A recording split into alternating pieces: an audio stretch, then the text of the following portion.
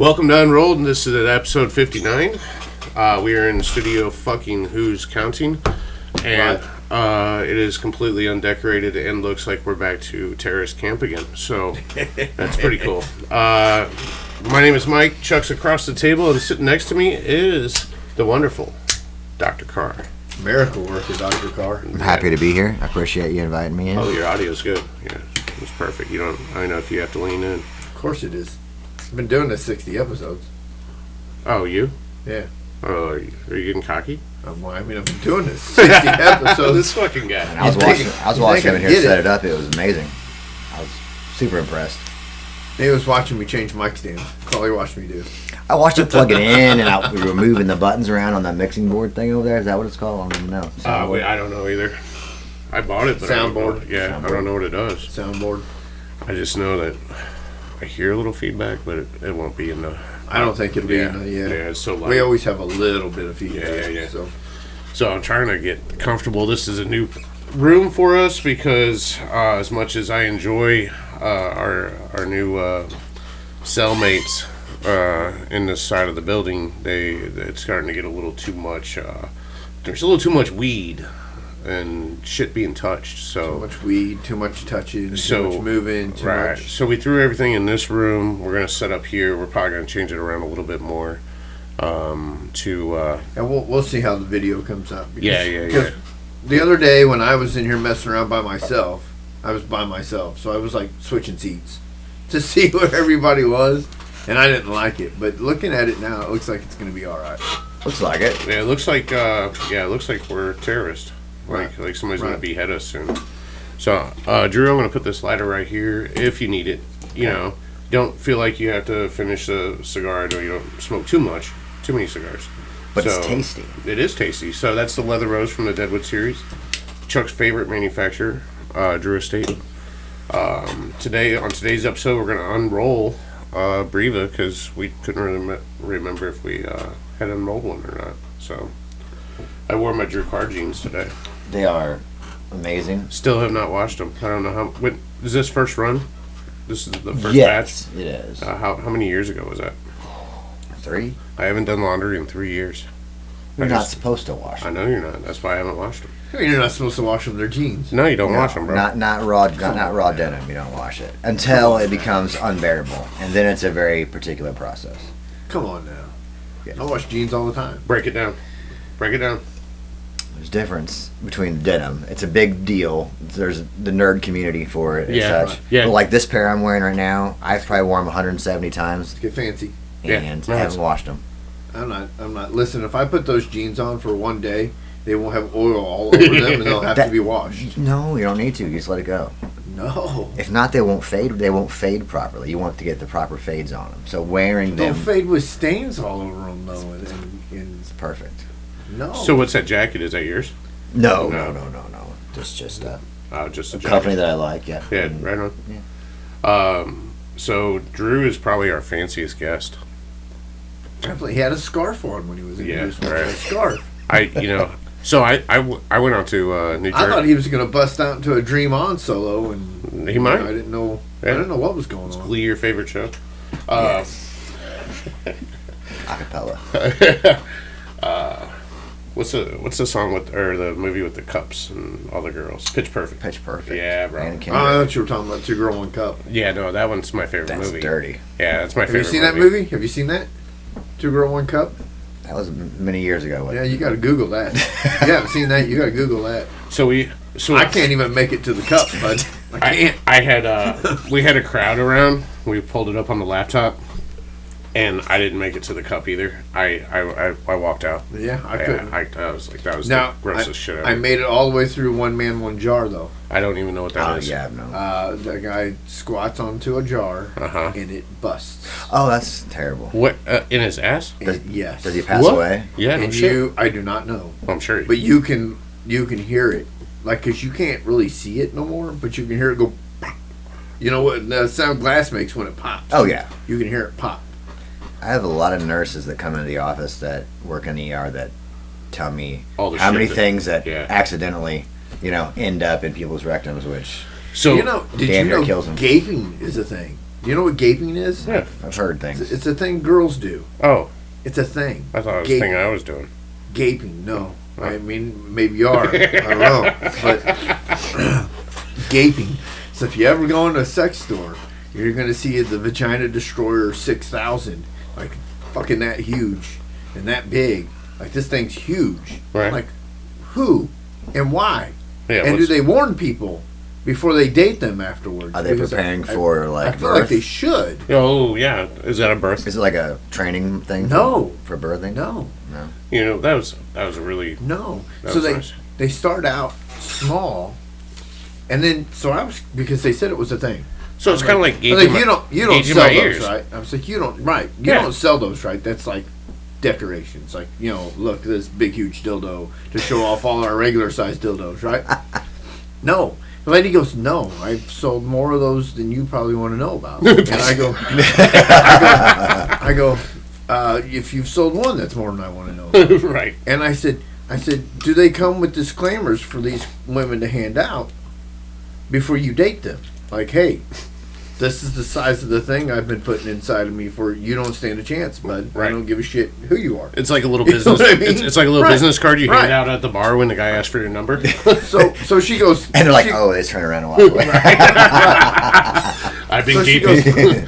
she goes, Google it, and I go, no, I don't want to. But of course, your curiosity gets you, and so I Googled it, and they start out with these like cone shaped things. They get bigger and bigger and bigger, and they go bigger and bigger and bigger, and then they work their way up into the Vagina Destroyer 6000. Is it really called that, or It should be. Oh, okay. If it isn't, because my God. so? Like everything you just said is exactly what I did with my ears.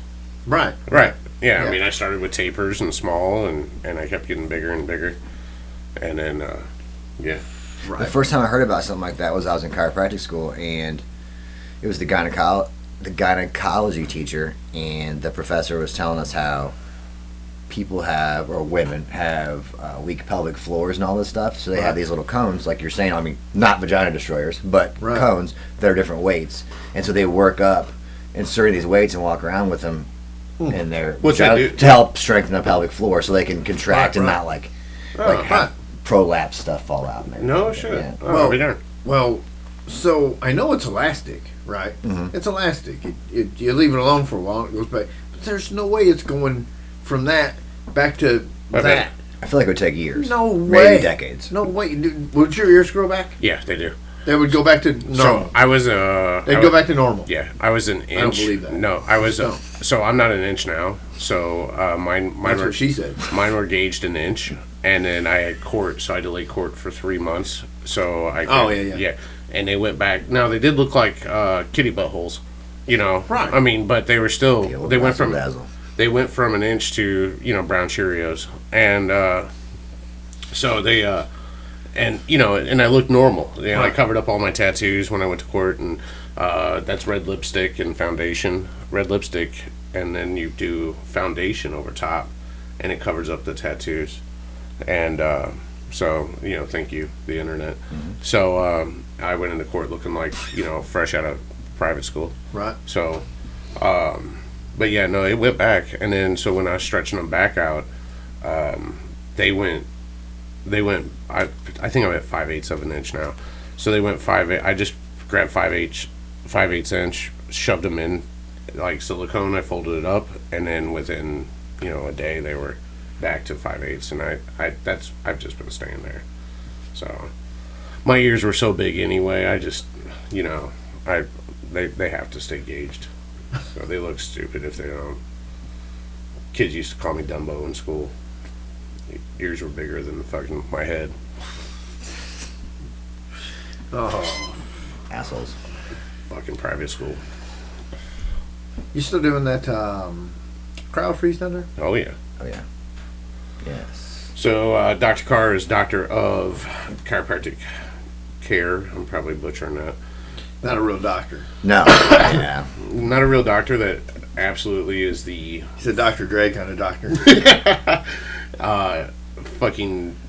You can go in there with a headache, and Dr. Carr somehow fixes you. You can go in there and not being able to breathe, and Dr. Carr can fix you. I went in there not being able to hardly walk, and he fixed me. Yeah. Dr. Carr is literally Madison County's best kept secret. I have no idea what was wrong with my shoulder and neck that time, but I just knew it hurt so bad. Yeah, you were probably Fixed. What's cool is I don't even know how long we've been friends. A while. 15 plus years. Yeah, and we've never not been friends. I think that's pretty cool. Yeah. You know, through all the shit that happens in 15 years. Well, we'll see what happens after today. No, you know, I mean, from just life changes and everything. You know, it's you know, we've kind of grown out of our hoodlum phase, and so we don't have to call each other so much. But you know, it's pretty cool that, you know, there's not a lot of people that are still friends after 15 years. They've always been friends, so that's pretty neat. Well, no, and it's nice that, you know, what people, I mean, as you grow older, you understand it, is that people who are your real friends, you maybe not talk to them every day, but Right. But you know they're there. They're there, and you can get together with them anytime, call them, and they're going to be there for you no matter what. So, Right. And you guys both always take care of me and help me out. You're, you know... Well, you got to take care of a guy that fixes you every time. Every time you're broke. It's like you told that guy next door when you were screwing my arm. And I was like, that's an understatement. I go in broken. Right. Like, I feel like I'm not going to be able to move at all tomorrow if you don't fix me. Dr. Carr has been... How long have you had your practice open? Well, see, my oldest son is 15. He'll be so I opened a month after he was born. So Okay. so almost 16 years. Yeah, awesome. Yeah. Same location. I don't know if my pink guy got down there to give me. I was going to ask you that. I don't think he's been there yet. I thought about that today. You're what? Cade. Oh. Supposed to go down and get a material list for him. Oh. I told him I'd pay him in cigars if he get a list. Now, you learned from Dr. Stu, didn't you? Stewart? He was like, Dr. Stu was my chiropractor, and he also So another guy that could heal you just by touching you. yeah, he was amazing. He was a super nice guy. Like, he took care of, you know, my mom and family before, you know, I was in school, and he wrote my letter to get into school. So he was a great guy. And coincidentally, he was when I first met my wife, Melissa, and we had gone out on a date, and she was like, hey, we're going to meet my brother and his girlfriend. And I was like, cool. So we go to this restaurant, and we're sitting there, and it's her brother. I'm meeting him for the first time. Super nice guy. And his girlfriend, and she's like, I know you. And I'm like, oh, shit. Damn it. I'm like, oh, no. And she's like, my dad's Stu. And I'm like, Stu. I'm like, Dr. Smith?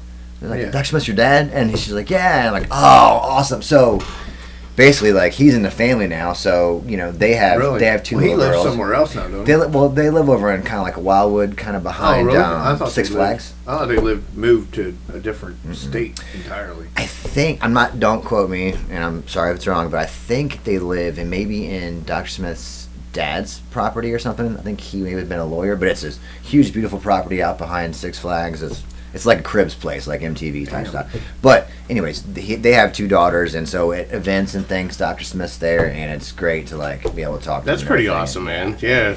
Yeah, the world got small. Who was the guy? I don't remember his name. Brian Black. He worked there.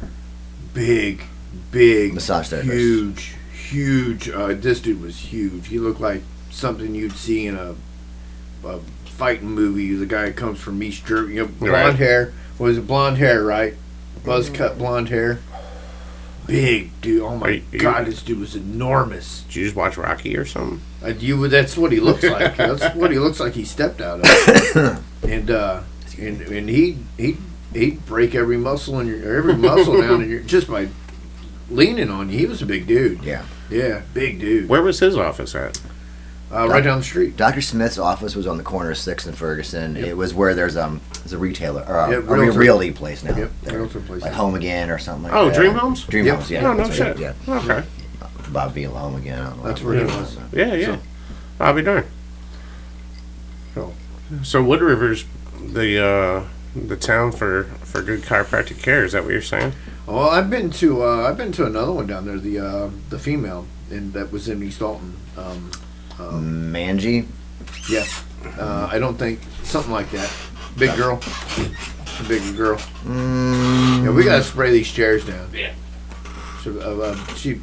I don't want to say she's a big girl. I don't want to be unkind. She was really, really nice, but black hair. Yeah, I don't think actually I've never. I don't think I've actually met her. So she was real good Is too. it by Van Prater? Yep. Yeah, Yep. I think it's Dr. Manji. Yeah. She was real good too, but I wasn't broke when I went in there. I was just a little sore and knew I needed a chiropractor. So Yeah, she bought that from a friend of mine. His name's Dr. Charlie Sadariva, and he was in school with me, a little older than me in school. Great dude. He kind of got burnt out on the whole grind, I think, with the insurance and just dealing with everything. And he went into doing. well, they don't get paid. I mean, it's. I don't think my workman's comp ever paid doctors due. Yeah. No. Yeah. It's. Well, that's another funny thing. You people think you have. Well, you understand. I think you have your own business and you do really well and all this stuff. But half the time, people don't pay you and the insurance doesn't pay, and you're kind of just floating by. I don't because I got a bill years later from down there. And I didn't know what it was, and it took me a while to remember what it was. I couldn't pay it. It was like a $3,500 bill. Yeah. But workman's comp was supposed to pay it, and I don't think they ever. I'm going to assume they didn't pay it. So, because it was settled out that they would pay all medical bills that I had turned in, and then I turned it in. So.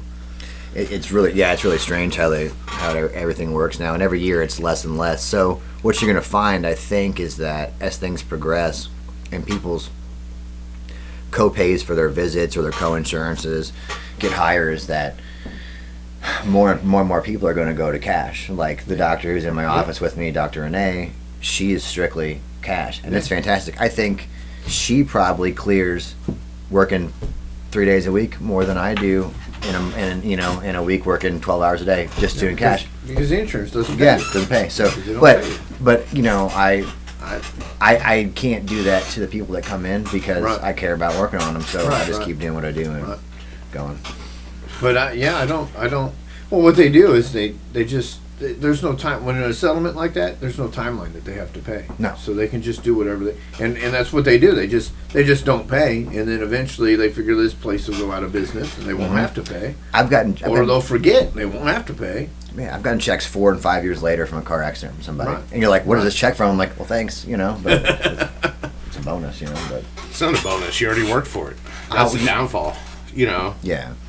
When you're not, when you keep grinding and don't expect it to come, and then it comes, and you're pretty stoked, You I could use one of them checks out of thin air right now myself. It happens.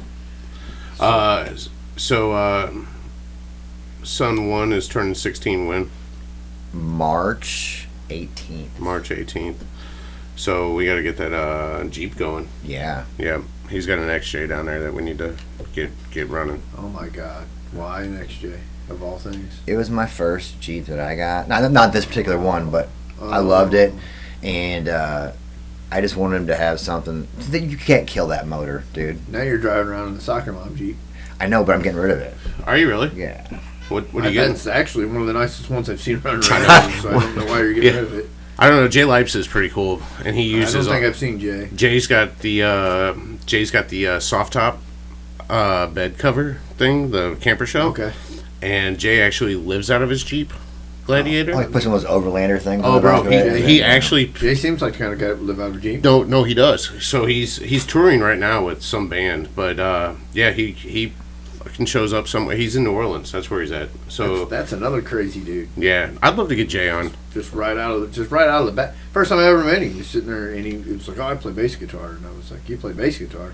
And I like bass guitar. I'm a fan of P-Funk and G-Funk and Les Claypool and so forth. And he's like, "Yeah," and he starts making the noises and doing the action. I'm like, "Okay, dude, this guy's out there." He's actually played with P-Funk.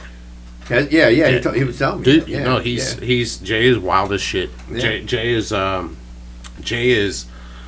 a hustler of all hustlers, and so remember when Bill Miller used to have all the fancy cars down on the yep.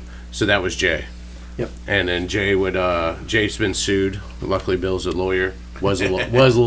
Was his lawyer. Was his lawyer. Is it now? Yeah, Jay's nobody, or Bill's nobody's lawyer. It's not a joint, buddy. I don't know what you're talking about. But yeah, Jay would post on there, his car's perfect in my opinion.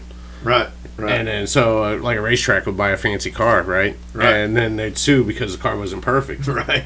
Well, he goes, what saved him every time, in my opinion. In my opinion. Because in his opinion, it was perfect. Oh, Yeah.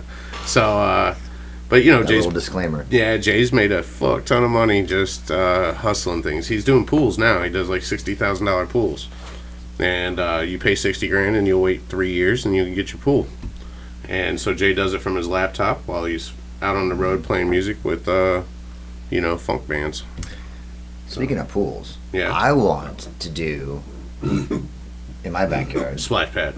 on that hill. Yeah. Splash pad? Yeah. Slip and slide. Listen, your kids these days cannot know how to swim when they get older. You can't do it. They're gonna have to when the world floods. That's another conspiracy for another day. But one of those shipping container pools on the hill. Dig it out, slide it in against the hill, Right.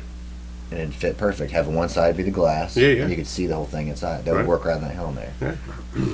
An infinity pool. That's what you're talking about. Kind of. I mean, infinity pool is just like it's got enough jets where you can just swim. No, it's literally like a shipping container. No, an Yeah. infinity pool is where it flows over the side, like No. it has no edge. Infinity pool is where it has the jets, and it's an infinite pool, so you keep swimming. No, that's got a different name. He's right. On the infinity pool, they have them like on top of hotels and shit, Yeah. and like it's just like you can't see the edge. Right. It just it goes over and it goes just, over it and that's flows where and it it filters. recycles. It filters and that way. cycles. All right, That's all I'm going to say something I don't normally say. I'm wrong. I'm sorry. Right. Sorry, eh? Sorry. That's a conspiracy theory. The world's not. You're a religious guy, aren't you? I mean, I wouldn't say that so much. I mean, I went to Catholic school and they really screwed me up. The So. Bible No. told you that the world wasn't going to flood again. I mean, come on. Catholic school is what? It is, you get baptized. Get your ass kicked by nuns. No, you get baptized, you have confirmation, and then you have atheism. As it goes in that. Is that right? You get baptized. You get molested by priests. So I was never molested by a beaten by priest. nuns. I was an altar boy for So years. you missed out. So Oh, what? yeah. So what was wrong with you that the priest didn't want to My molest you? my hair didn't part in the middle. So we went to St. Bernard's, me and my sister did, and Catholic school, we were not baptized. So we were ostracized and sat to the side for everything, made to feel like less than there. So it kind of made you bitter towards that. So like Right. they would have their mass, we'd have to go, we had to sit to the side, and they did communion or they did confessional. Not that I want to say what I did anyways to somebody, right. but you had to be It put was to the all side bullshit. and get picked on. The only highlight of that school was there was a teacher, her name was Mrs. O, and she actually comes to me as a patient still, but she was fantastic and one of the nicest human beings I've ever met. But the nuns were terrible. They picked on everybody, and Did you get spanked in Catholic school? yes. Did you get hit? Yeah, I did too. Yes. Yeah, I did too. Yeah, I got hit all the spanked in time. regular school. Did you really? Yeah. Yeah. You got swats in regular school. No, I got my ass whooped in fucking school. Nuns, priests, or not priests, but the principal. And principal's the only person I remember from Catholic school. That dude was hilarious, man. Threw me in the closet, threw me into the back closet. Like, the closet was the whole room, So are you sure you don't have a memory block? You got thrown in a closet and then everything's kind of blurry after? No, so I got in trouble for hitting a dude, right? I punched a guy, Right. and so I got in trouble. And they're like, don't touch this kid anymore. He deserved it, right? Well, yeah, of course he did. So, so the next day I took my BB gun to school and I shot his ass. So then the day after Didn't that, touch him. I didn't touch him. I didn't touch him, right? I should have been a lawyer, bro. So anyway, I go to so the following day I don't take the gun to school. I did what I came to do. I took the gun. I waited all day. I got behind the bushes in the church. I came up from like grassy knoll shit, right? Came up all over the fucking. We used to do that in football games. I come over, and it was that spring-loaded, cheap, shitty fucking BB gun I got. We had a nice one. Yeah, no, so, like, you had to, like, it took, like, a grown man to cock this motherfucker. Like, you had to be mad to shoot a motherfucker, because this thing took forever to pull back. Like, that are you spring. sure? Are you sure you want to do Yeah, that? I aimed at his head, and I watched that BB fucking go all the way down and hit him in his ass, and he fucking jumped. And then, so, you know, that's, you know, I don't know what grade I was, but I learned right then the world's full of rats, bro, because somebody told on me. Before 255 was in, you could walk from our neighborhood straight over to the fence for seeing football games and watch the football games to the fence. And we would do that once in a while, but that quickly turned into Fucking with I've them. got a BB gun and popping them. So the reason why they quit having bonfires, they used to have great big bonfires for whatever Spirit Week or whatever, right? At the end of the week they used to have great big bonfires. We snuck up through the woods and filled they were just stacked pallets, and so you were able to stick stuff in them. Every spray paint can that we could get my buddies, like 4 of us, that we could get our hands on, we stuck in that son of a bitch. And so when they lit it, it burnt, and it was burning, and you know, they were having their whole thing, and then boom, boom, boom. And we were sitting in the fence watching. It was great. Like you can burn somebody. It was great. So you want a Catholic school, one more Catholic school story, or do you want a BB gun story? Yeah, both. Catholic school story is, I won't say the guys here with me, not that they you lock are the front watching door? anyways. Huh? Did you lock the front door? Yeah.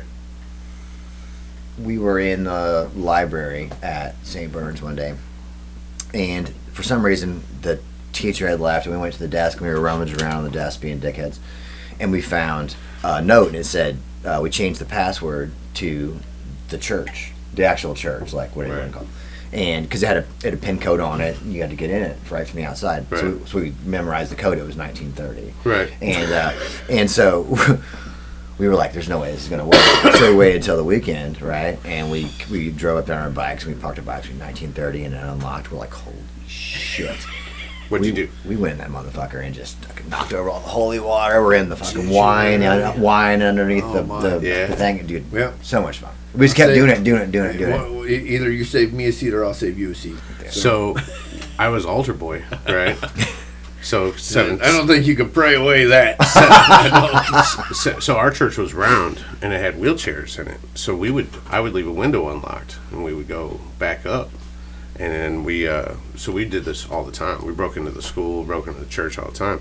So we get on the microphones, you know, we were all rapping and shit, you know, for real, like, because the sound system in the church is phenomenal. So, you know, we were doing our thing. We don't want everybody to hear their bullshit. So. Right. So, so we would do races around the church in wheelchairs, like pushing somebody, you know. I mean, we never destroyed it, but we would drink all the wine, and we would take the bread, the body of Christ. Well, it wasn't the body of Christ yet, because, you know. Right, it had been blessed by the...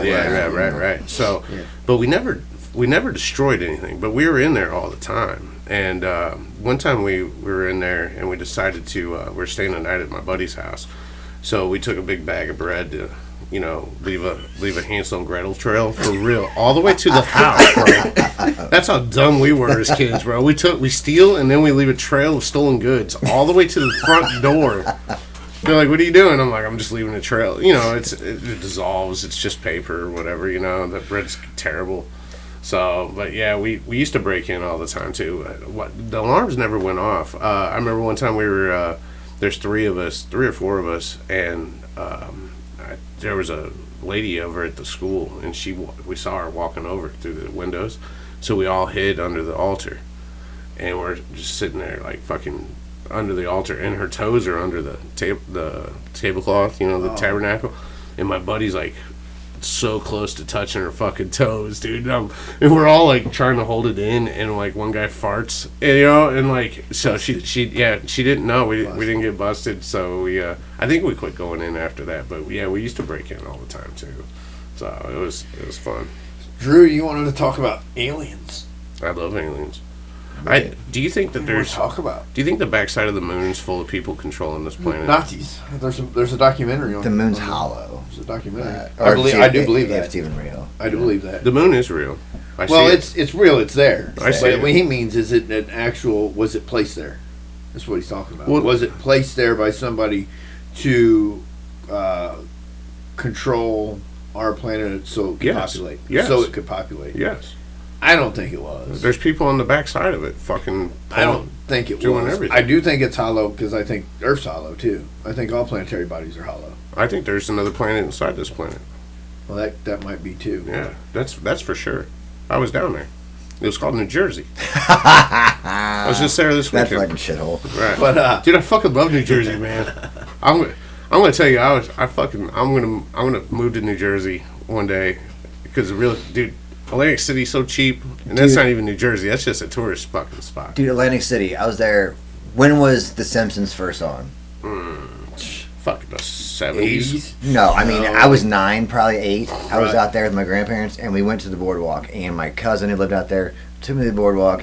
And I remember even then the impression that it was a shithole then. I mean, I it was fucking- Trump, what was it? Yeah. There was a casino there Yeah, called yeah, still there.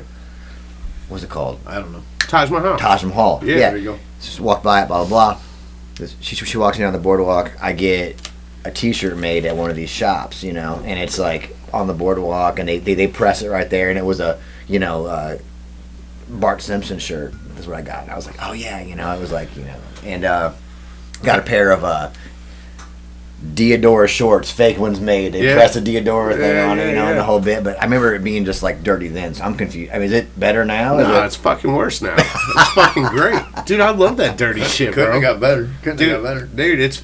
I was talking to some people at a cigar shop, and they were telling me their friend just bought 4 blocks on the boardwalk in Atlantic City, right? $4 million for 4 blocks on the boardwalk. like entire The street whole city blocks. Fuck yeah.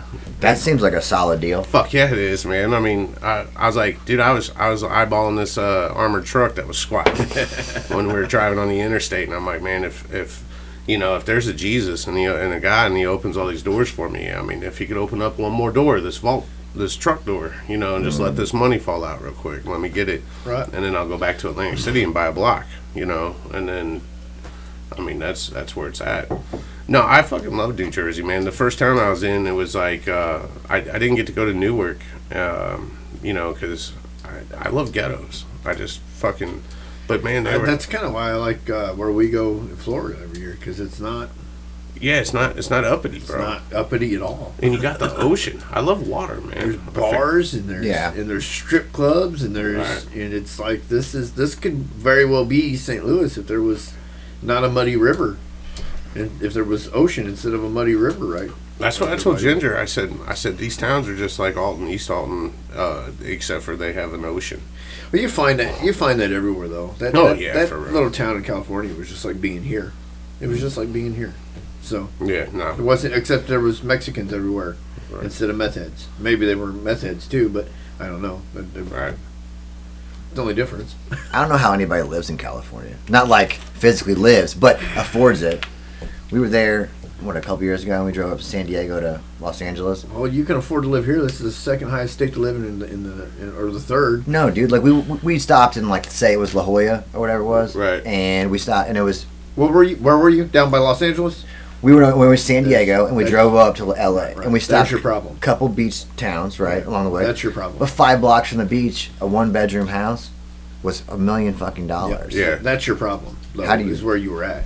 So up north of Fresno in that area, Yeah. it's cheap. Is it? But of course you don't have. I mean, you're 2 hours from mountain and seeing snow and the redwoods and all that stuff, which is really cool. And you're like 3 hours from the beach, so you know what I mean. You're just a short trip. You get both.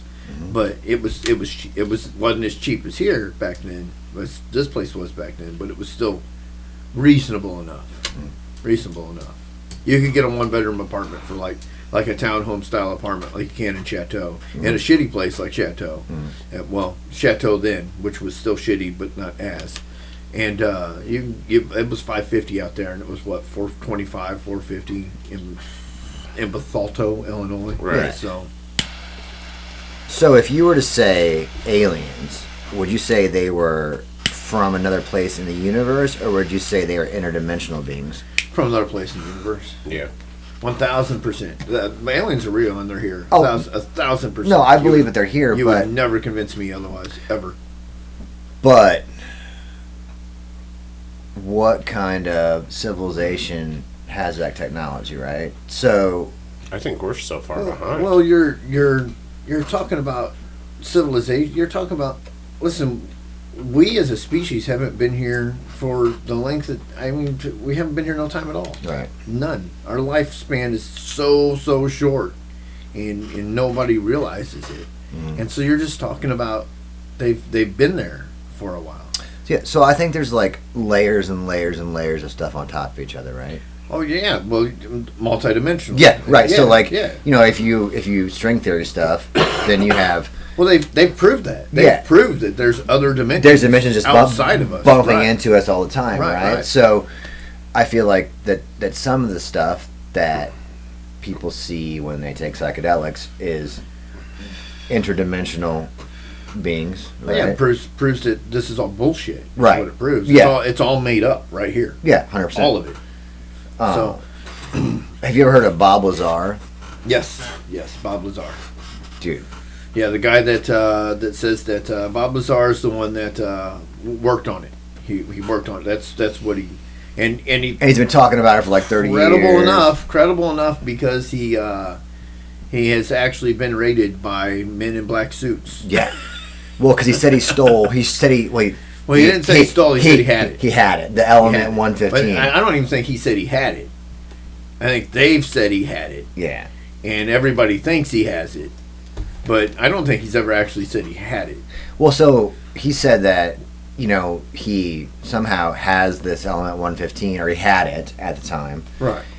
But this is years before it was even synthesized, right? Right. So in this right. element, well, he was the guy that was working on synthesizing. Yeah. So this element 115, they said they had it in just a large amount, right? What is it? So Anti-gravity. Anti-gravity. So basically, it's this element that is what ran these ships. So he said he was out in area whatever it is. It wasn't. It wasn't Area 51. No, I think it was Dulce. Yeah. But I'm not. Don't So, quote me on that. anyways, Dreamland. He I'm was in pretty sure it these Dreamland. ships working, right? And he's just this guy who had a jet propulsion background, wasn't super fancy. They kind of recruited him, it seemed like, because he seemed controllable. Yeah, exactly, right. So he goes to this place and he works on this stuff, and he sees these ships and he's inside there trying to figure out the propulsion systems, and basically that they ran on this stuff called element 115, and that element had not been, it wasn't even on a periodic table yet when he was talking about it, right? It is now, though. It is, yes, because Yeah, they did it at like CERN or something. They synthesized it. Well, anyways, it was a stable. Well, that's what they said. Yeah, anyway. stable isotope of this. Well, this element powered these kind of anti-gravity things in the ships, right? And that allowed them to space-time bend and all this whole deal to travel from 100 miles in the atmosphere to here in a half a second, and do all these things and not turn everybody to mush. Right. So, anyways, they synthesized that fairly recently in like an unstable isotope, right? So they say. Yeah, so they say. Yeah, so who knows? Fairly recently, so they say. But so basically, what they're saying is, this is getting to a point where we're not going to be able to hide it anymore. So we did it. Yeah, and then there was the stuff of the guy who the Air Force captain who had all the footage from his ships and stuff out west going into the ocean. I don't even go off that. I go off of the fact that every single one of our ancestors has talked about them. Mm-hmm. They could do this, they could do that, they could do this, they could do that, and this. Every culture has that in common. All of them, when they weren't even supposed to be able to talk. And maybe, I also think that there's a lost civilization. Oh, I'm 100%. Oh, yeah. We were way smarter than we even are right now. And then a cataclysm happened. I think there's been multiple resets. Well, probably, more than likely. But you would never convince me that They weren't here from the get go. They weren't. I mean, those were that was our gods. So and that's all there is to it. Do you think they were our gods? They were our gods. So do you think we worship them as gods because they were our gods? Because I even think that they were the step in. I think we were engineered, right? From the missing part. I feel like we've been engineered a couple times, right? And so there's lots of arguments for evolution. Right. I've read them all. I've done all that stuff, and I believe that stuff does evolve because obviously, competition is a real thing. Well, yeah, but there's a evolution. There's a jump. They can follow our evolution, and then bam, nothing, and then here we are. Yeah. And within 1,000 years, we're flying in airplanes from here to there, and there's no way we should have advanced that. So no way. Either we were engineered, or there's huge gaps that have been deleted that they don't want to tell us about. Right? Well, now that's true too, though. Yeah. That's true too, though. But what are those huge gaps? Those huge gaps are us being engineered. Right. So, because that's true too, because the Catholic Church is sitting on more information and they're buried in their vaults that they're in Vatican City than the internet holds. They've got more information on our past than the internet could even hold. So, how to explain it? All the religion-wise, all the stories, so the Catholic Church they bastardize everybody else's traditions and put it into theirs, right? That's all religion. I know, but going back, they say Sumeria is first. Sumeria is not first. Well, Mesopotamia. That when they say Shomer, they say that region. Yeah, the Epic of Gilgamesh is basically flood of Noah, right? But but it predates it by so long. Well, so that's why earlier I was saying I don't think the moon is fake. I don't think it's like the Death Star putting, you know what I mean? I don't think it's, and the reason is because there's an oral story about the creation of this planet to become inhabitable and the moon, and it was but this planet was called Tiamat. Yeah, and Marduk, and it's a war epic is what it is, and Marduk came out of whatever and sliced Tiamat in half, and I'm just paraphrasing because I don't remember, all the way, and slashed Tiamat in half. And that's what created our pieces is what created the moon. So, and that's what made our planet inhabitable. So what you guys are saying is, aliens have engineered humans, this race, us, yes, and then they check in on us every so often. They've never left. They've never left. No. So they watch us grow. Am I following right? Well, I think we were originally engineered to be a slave species. Yes, we were a slave race to mine our elements from this planet for them. All right, and then I mean, as corny as it is, Stargate. I don't know Stargate. Stargate, the movie Stargate. I never seen it. So as corny as it is, Stargate, because they came here, and I think the reason we were engineered this way, I think they're even kind of on point with the movie, because in the movie the guy's like, well, your bodies are so easy to fix, and it's, how can it not be true? Our bodies are they're simple. Right. They're simple. They're just every single cell that you have in your body you've had since your creation in the womb. So whatever cells got together to make your liver, they still exist in your body. It's still there. Right. So your liver can your body can repair itself. We just don't know how to make. But I watched something the other day that says they do know how to trigger it. They do know how to make it to where our bodies will regenerate. I watched something the other day that says they do have that technology, but it's got something to do with the energy that it takes to do it, which makes sense because it's all we are is energy. Well, yeah.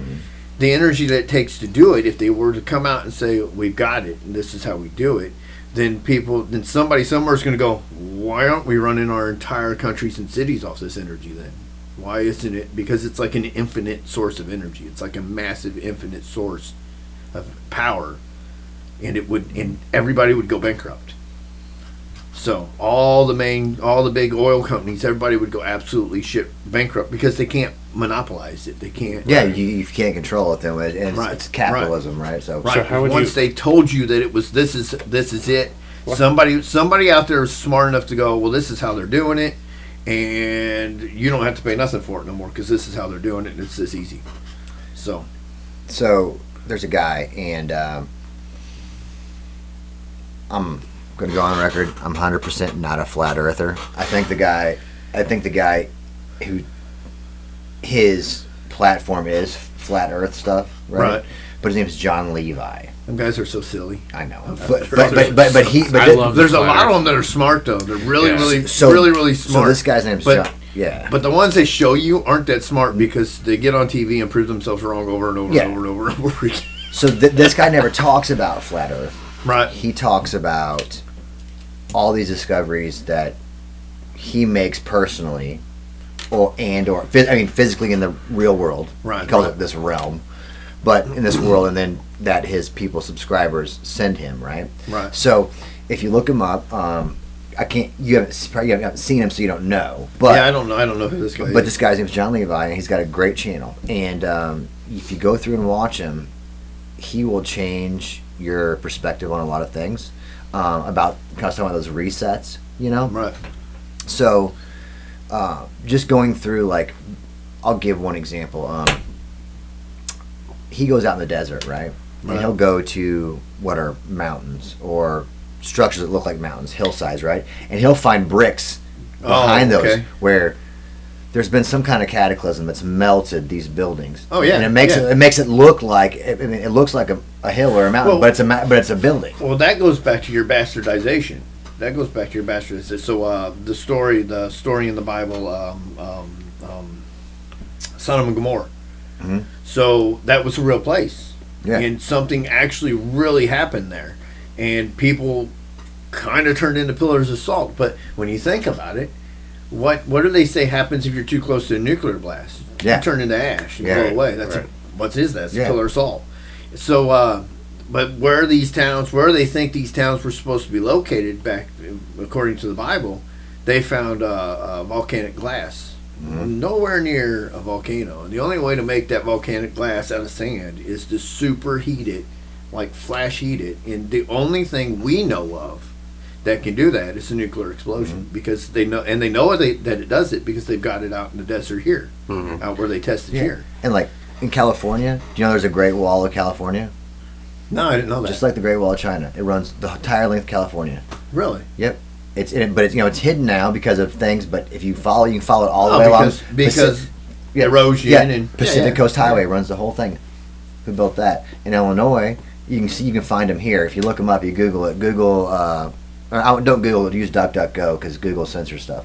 But DuckDuckGo, you can still find things on Google. You just have to go pages and pages and pages and pages. Right, but look up star forts. Star forts. Star forts are you don't know what they are, but they are some kind of ancient. I don't know what you call it. It's a location, but it's shaped like a star. Okay. Right. They're all over the world, thousands and thousands of them. Super ancient, right? But they'll tell you that they were built in 1885 by the U.S. government as a fort for the Army, right? There's a couple in Illinois that are close to here, right? There's one down in, where was that earthquake that decimated the whole country back in the day in Missouri? New Madrid. New Madrid. There's one down in New Madrid, but they're all over. Like if you look at one of the most obvious ones you can look at is they stuck the Statue of Liberty on one. Really? Yep. But if you just look up star forts, they're all over the world, and they don't know what they're for, but they're everywhere. There's one down in the swamps of Louisiana, and it's huge, right? And they're saying that this was built in 1850, and that these people carted all these blocks and all this shit in, and built it in a year and a half, right? That's like they say they know how they moved the statues at Easter Island. They've been saying they know how to move the statues at Easter Island, and then somebody took a shovel and discovered they were 10 times bigger. Oh yeah, so far deep down, yeah. And but they're still like, well, this is still how they did it. No way, come on. And like those. Where did they get and so they say that the reason there's no trees on the island is because they cut them all down to move these statues. No. That's a ridiculous thought. It's just an absolute. And they do the same thing with the pyramids. Oh, all these slaves and all these, and they moved them. Well, now they're saying they weren't slaves. Okay. Okay. But right. Okay. But and they moved them, like this and like that. No way. No, they would still be under construction, and those things have eroded to the point that you can see how they were built. Yeah. Like you couldn't see how they were built before because they weren't eroded. You know what I mean? They were flat. You can see it on the top of the Great Pyramid. I think you can still see that it was flat. You know what I mean? And then you've got all the erosion underneath. It was a flat, smooth surface. The pyramids out there were. It's like, I think it was like 12,500 years ago. There was an event, and it was called the Younger Dryas. Yep, you're talking about. I just watched something on this on Netflix about a month ago, actually. Oh, yeah. Grant. Yeah, he was on there. Yep. He finally put it on that. They carried. Yep. And that was like, I don't think that was the last reset, but it was a huge one, right? Right. That messed everything up, And so they're saying what they're saying is that these civilizations were everywhere. Yeah, and they were huge, everywhere. Yeah, everywhere across the world. We were huge, And they predicted it, like we can, if we could decipher confidently, and he was deciphering it, and he had experts on, and they were deciphering it. He was like, when this is how they predicted it. This is how they told us it's coming again. And I don't know if I believe that it's coming again, but this is how they told us when it happened to them. This constellation was here, and this constellation was here, and these temples all point to this one and this one and this one, and they basically told you when it happened, what date it happened. You can go back and they can go back and they can look and see when that constellation was there, and that's a specific time. Yeah. This happened here, and so they know when it happened. I just feel like we're missing something from our history. A huge part. And I don't think we're missing it. I think they buried it. Oh yeah, 100%. I think they know. So I've got this theory about the Gulf War. So because the Gulf War, they were doing a bunch of excavation, right? In ancient Samaria, Mesopotamia, Iraq.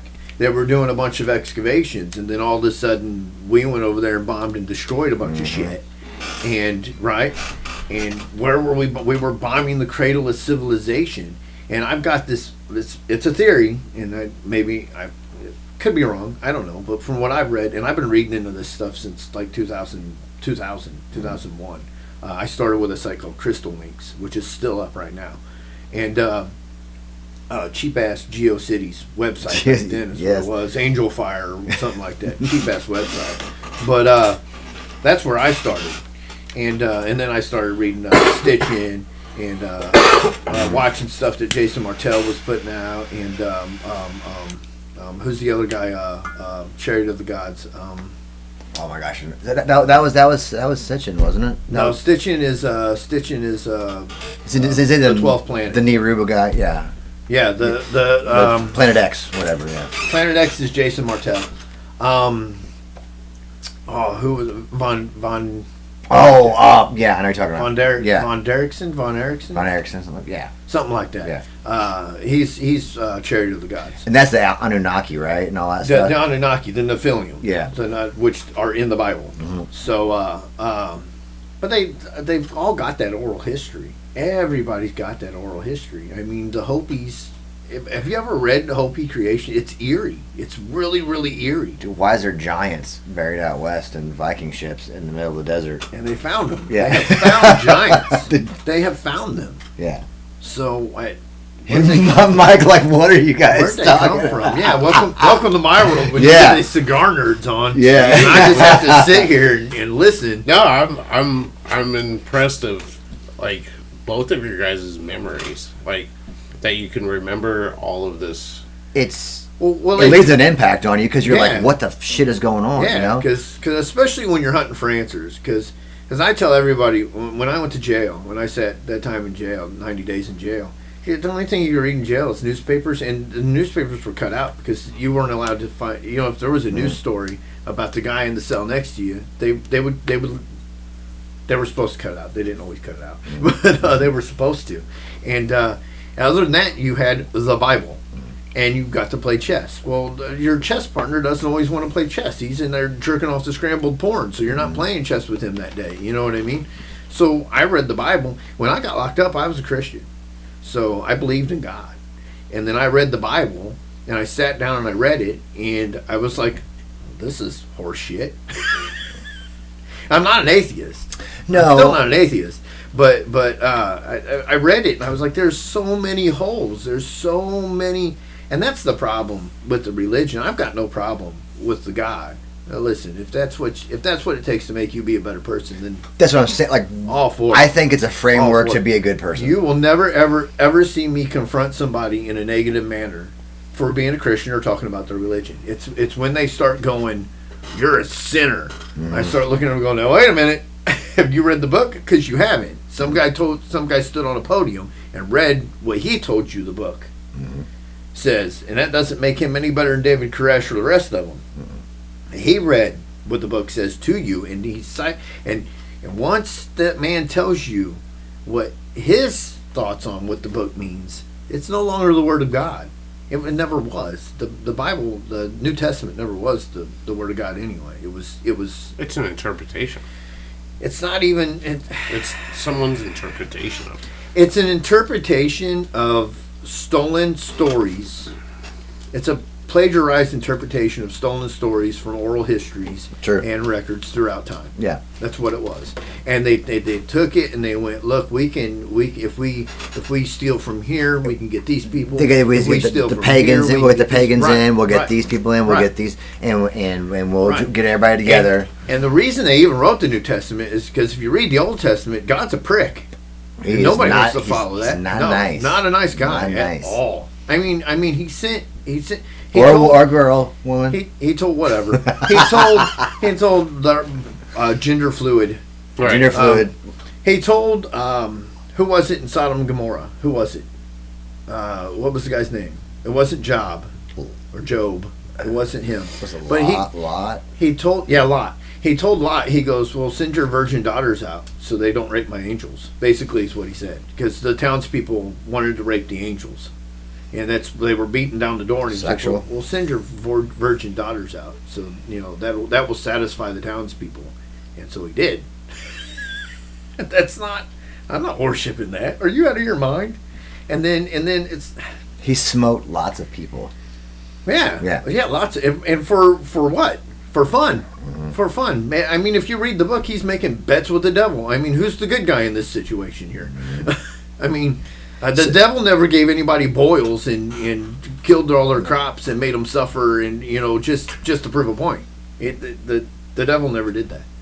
So and there's a lick of truth in all that, all those traditions, right? Even with Hindu, the Bhagavad Gita and all that stuff, like the people come in and just annihilating everything in the wars in heaven and all that stuff. That was right. Well, that was one of my next points was over in India, they believe in I'm not going to say it right. I can't pronounce that.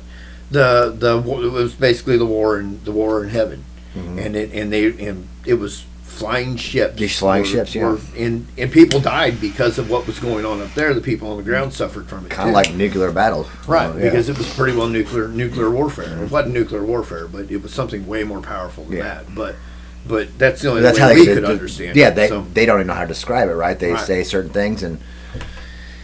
Anyways, they were floating cities. Yeah.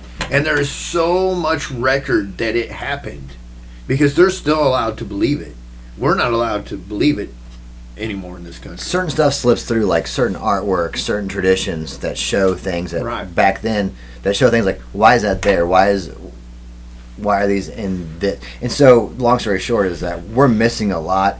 And for people who are curious, if they dig for it, then you're considered like a fucking weirdo, or you're a conspiracy theorist for wanting to know what we're missing. But some people feel like something is missing from our past that we don't understand. It's definitely we don't understand, and we need to find it. And if you dig for it, then you're weird. You're weird, and I don't understand. So what it comes down to is ego, the human ego, not like your ego, my ego. Those are separate. Those are separate things. The human ego. That's what it comes down to. Mm-hmm. And somebody a very, very, very, very long time ago figured out how to tap into this human ego and control us using our own ego.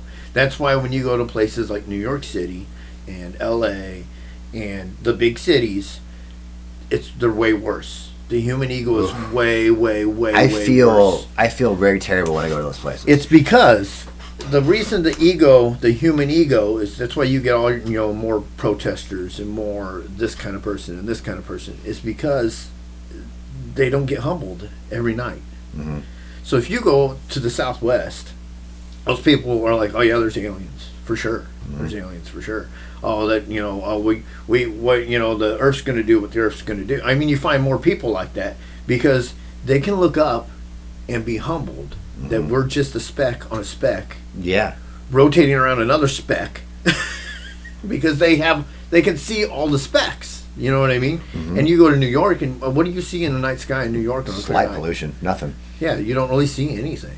And so they're not being humbled. So they think that so that's why you get all these people that think that I'm not saying we're not helping. I'm not saying we're not being detrimental to the earth, because we certainly are. We're a freaking virus.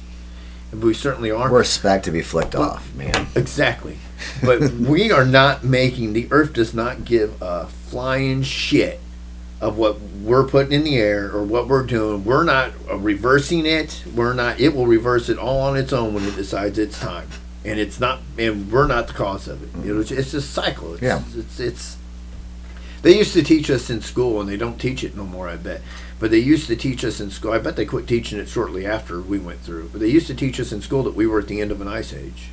Yeah. Well, what happens at the end of an ice age? The ice fucking melts. Right. That's what happens at the end of an ice age. So, and this is like 10,000 of year. This is 1,000, process. It's not in a lifetime. You know what I mean? It's not like suddenly we weren't at the end of the ice age no more. You know what I mean? But it's a thousands and thousands of, probably 100,000 a year process that we're at the end of an ice age. So the Earth's going to continue to warm up until it gets to a point where it starts to circle back to where it was. Even the Bible tells you that. Even the Bible says that I will be with you until the end of time, and I will bring you to the water carrier. Or the water carrier being Aquarius, which means water. There's going to be more water. So, and there's not even going to be more water, because ice is displacing what ice displaces. It's just going to replace what it's displacing with water. Now that is going to change the current, the temperature of the oceans and the current, and that's going to change the climate, but it's not, It's not cows farting in New Zealand. Oh, you mean it's not the beef farms that are causing the global warming? It's not. If anything is causing, and that's the other thing that they don't, and you can't tell people this. No. There is scientific proof, and people will laugh at you if you tell them this. There is scientific proof that we do more damage every March, April, and May, whenever growing season starts. Mm-hmm. We do more damage to the environment every year at that time than 10 years worth of automobile pollution. When we plow all that green up, when we plow everything, and there's scientific proof. They have shown data from their satellites, their fancy satellites that can read ground temperature, and there's scientific proof that it'll be green and blue, green and blue, green and blue, and then we'll start plowing and suddenly red. Everything's red, super hot, everything heats up. We're doing more damage doing that than we are driving. I don't give a shit what kind of your 454 big block that makes 2,000 horsepower and dumps raw gas out of the tailpipe. We're doing more damage by doing that. You can't tell people that. You can't. I've tried to tell people that, and you can't tell them that. They no, you're wrong. I'm not wrong. I mean, there's all the proof. And the damage there too is you're losing the topsoil, right? So you're losing the topsoil, and then how are you going to feed people, right? So, and speaking of that, so there's a thing that I heard the other day, or actually I read, and it was about the geopolitical stuff, right? But it's about the situation in the world, right? So things are going to get real spicy, supposedly in the next 10 years or so, which is fun. I doubt it'll be the next 10 years. They've been saying that since we were kids. But it's not because of basically last year and this year is the last year for a few large superpowers to turn things around, or they're going to fail within the next 10 years. Oh, it's all going to fail. China, Russia, Germany. It's all going to fail. All of it. Do you know why they're going to fail? Why? because their population. Oh yeah, revolt. Yeah. They have a large population, but they don't have enough young people to sustain it. Well, especially over there, because they kill every other girl or something like that. Right. So allowed to have. So they've already passed the point of like no return. Okay. On the fact that they have nobody to support their factories, nobody to support their farming, their agriculture, their industry, right? Okay. So in the next 10 years or so, they're going to just fail. So everybody, people worry about different things. Oh, China's going to, take over. They're going to do this, but they're not. They're going to fail. Same with Russia, right? Like that, and that's why Russia invading Ukraine was a big thing, is because that was their kind of last hope. That's Russia invading Ukraine. It's money. Oh yeah, it's all money. Right, but if that's proxy bullshit, it's all money. It's all money. Well, everything's money. Well, yeah, but that's. I think Russia's already past the point where I think Russia's already failed. Yeah, no, they're grasping on by death straw. throes. Yeah, right. Yeah. They're yeah. I don't think invading Ukraine helped them any at all. But the problem with China and stuff is that like our country, we have all of the ingredients to create everything we need. Yeah, we just don't. We don't because we import everything to make everybody happy, right? Right. China gets everything from 95% of everything from us to make their civilization possible right now. Right. They have terrible topsoil. They have terrible growing conditions. Right. So. And we're following suit. Right. The only thing we got going for us is that and unfortunately, I hate to say this, but states like California that have said, all right, you can't, there's no more, we're going to, I forget what they call it, but it's like sustainable farming. No more. So that basically they figured out that Monsanto was poisoning the ground. Right. And it's Monsanto telling you that you have to do it this way, because Monsanto is the biggest corporation, I think, on this. They're Cobra. How did that ever? I'm sure that that's a trail, but how does it ever happen where they are allowed to genetically engineer crops to grow with their pesticides, and then if the farmer next door gets some blow off or drift of their, it kills his, and then he gets fined because he has their crops on his land and he can't grow anymore. Right. It's the most ridiculous thing I've ever seen. Oh yeah, right. It's money, like Mike said, but back to the alien thing, because we can circle it right back. Is it because there's outside forces that are controlling for specific reasons? Our planet, our geopolitical climate. Is there like an outside, like a civilization from somewhere else controlling the geopolitical system on our planet? So, and a lot of people think there is. Now would they be involved in like the resets of us, and would they be involved? And that's probably natural. I think that's natural because if you go back and you read some of the oral traditions. There's loud booms and plumes of smoke in the sky, and they have nothing to do with what happened. They happened before what happened. It was them going, shit. Here it comes. Yeah, we're out. Yeah, but see you suckers in a couple thousand years. But if they have the power to travel so many light years like that, they have the power to just wipe us out. Because that's how you know that's. What was I watching the other day? I was watching the other day where they kept saying, well, the big thing with the U.S. government especially is to deem it all as threats. Mm-hmm. That's a UFO, that's a threat. That's a UFO, that's a threat. They're not a threat. If they were a threat, we would be gone. What was the switch in the last year or two that they said, because the FBI or whoever was going to release, supposed to release all the information? Well, no, I'm going to tell you why. Because all that shit was coming up to be declassified anyway. Right. So they were they were just getting ahead of it. Yeah. Just getting ahead of it so they can sell their own version of it, their own narrative of it. If they release it themselves, then they can redact whatever they want. Whereas if I file a FOIA, I'm going to get it redacted, but then I can sue to get it unredacted, and it's just a big problem. It's just a big, and then I'm like, well, what are they hiding? They redacted all this stuff. So if they put it out redacted, and they sell it, and they can spin it any way they want. And now the mass is going, oh no, they told us. You're crazy. They told us. I just like how it was done during COVID. Right? That was, Yeah. It gave me something to look forward to. I'm like, ooh, what's that? Yeah, they didn't. I know they didn't. They're like, yeah. Oh, by the way, there's some aliens. So before you die, there's some fucking aliens. But do you think that because so I believe there's three different entities on this planet, like interacting with this planet. I think that there's the Nephilim. We'll just call them the Nephilim. Okay. I think that there are probably, I don't think they're lizard people like everybody say, but I think there's some reptilian underground type situation. Well, I don't even know about underground, but like a reptilian. Yeah. And then I think it's the Greys, and I think the Greys are just errand boys basically. Okay. I think the Greys are acting on behalf of other interests, and they just go. I read something and it sounds really crazy. It sounds really, really out there, and it sounds like some Star Trek bullshit. But I mean, if you're this far into it, how crazy can it be? I entertain all possibilities. I read.